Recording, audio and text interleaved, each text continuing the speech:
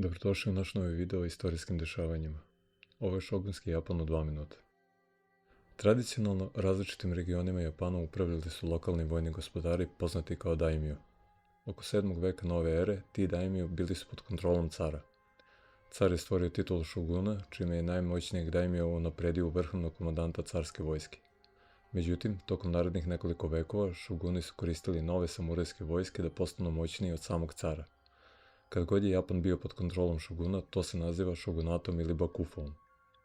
Iako je carska titula formalno ostala, šoguni su držali stvarnu vlast tako što su premeštali vladu u svoje prestonice i prenosili titulu unutar svojih porodica. 1192. godine osnovan je prvi šogunat koji je predvodio Minamoto Yoritomo, a vladao iz grada Kamakura. Kamakura šogunat dominirao je više od jednog veka, ali je propao 1333. godine. Zamenili su ga Ashikaga šoguni koji su vladali iz Kyotova više od 200 godina. Tokom 15. i 16. veka razni daimyo su se pobunili da bi preuzeli položaj šoguna za sebe. Ovaj period intenzivnih građanskih ratova između moćnih daimyoa poznat je kao Sengoku Jidai. Do 1603. godine Tokugawa Ieyasu porazio sve ostale rivale na vojnom polju i započeo Tokugawa šogunat u gradu Edo. Ovaj šogunat zatvorio je granice zemlje za strane posetioce, što je značilo da Japan nije tehnološki napredovao skoro 300 godina.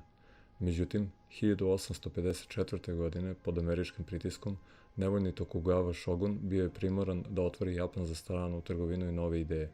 To je dovelo do slabljenja uticaja Tokugawa šogunata, a 1867. godine posljednji šogun predao je vlast natrag caru, čime je okončan šogunski period japanske istorije.